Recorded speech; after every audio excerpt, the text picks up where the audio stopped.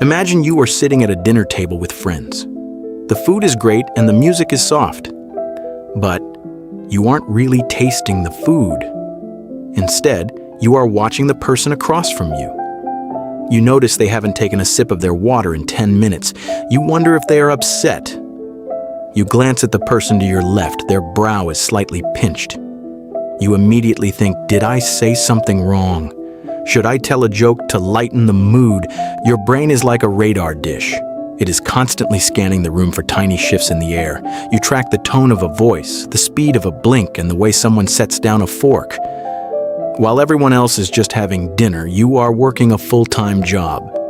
You are managing the emotions of every single person in that room. You do this because you feel that if everyone is happy, you are safe. If someone is unhappy, it is your fault and you have to fix it. I want you to take a deep breath.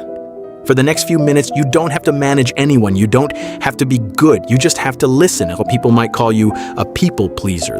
They might say you are too nice or that you just want everyone to get along. But those words are too small for what is actually happening. This isn't just a personality trait. This is a survival strategy. When you were very young, your brain learned a lesson. It learned that your safety depended on the moods of the adults around you. Maybe you had a parent who was unpredictable. Maybe the vibe in your house could turn from sunny to a storm in seconds. To a child, a parent's anger feels like an existential threat. So your body adapted. You became an expert at reading the room. You learned to be quiet when silence was needed. You learned to be funny when tension was high. You learned to be low maintenance so you wouldn't add to the stress. Your nervous system logged that. It recorded every moment where being pleasing kept the peace. Over time, your brain decided that being yourself was risky, but being what others wanted was safe.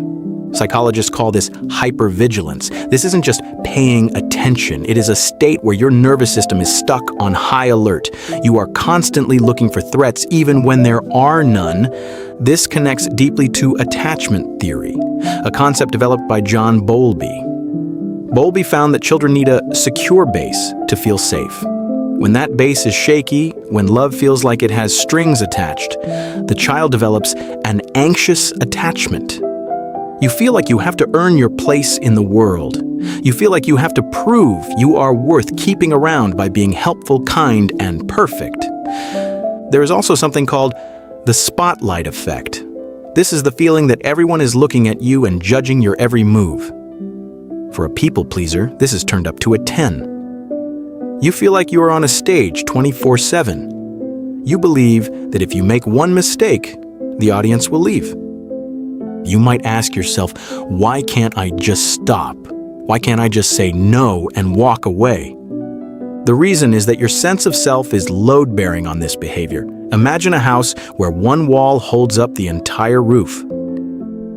If you pull that wall out, the house falls down. For you, being nice is that wall. If you aren't the person who helps, who are you? If you aren't the person who says yes, do you still have value?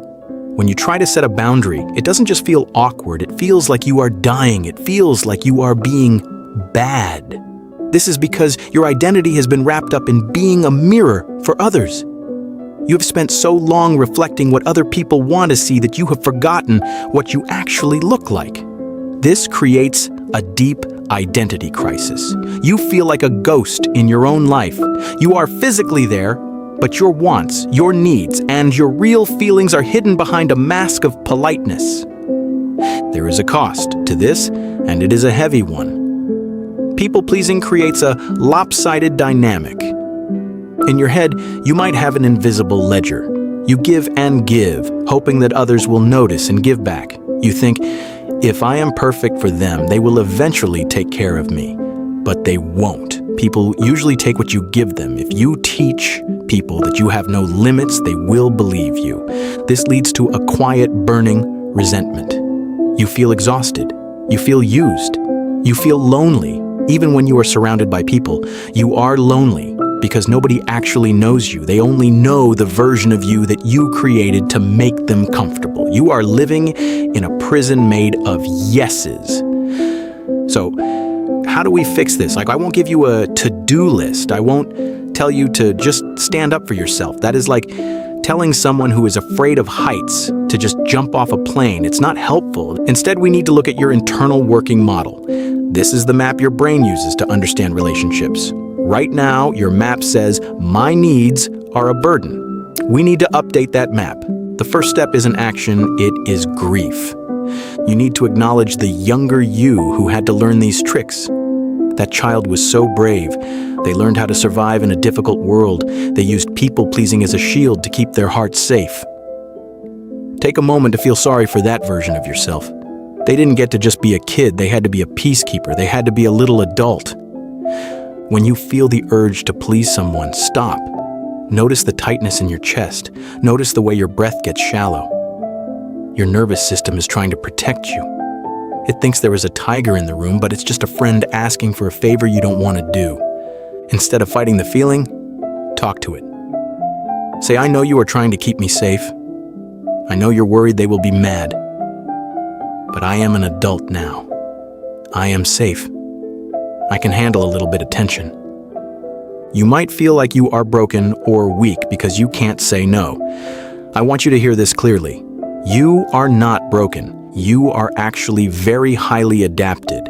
You have an incredible ability to empathize. You have a superpower for sensing how others feel. The problem isn't the skill, it's that the skill is always turned on. You are using a survival tool in a time of peace. The goal isn't to become mean or selfish. The goal is to become honest. Real love cannot exist without honesty. If you are only saying yes because you are afraid to say no, that isn't kindness, it's a performance. When you start being honest about your limits, you will lose some people. That is the scary part, but the people you keep will be loving the real you, not the mask. You deserve to be known. You deserve to take up space without apologizing for it. You are allowed to be inconvenient. Take a breath. The radar can go off now. You are safe.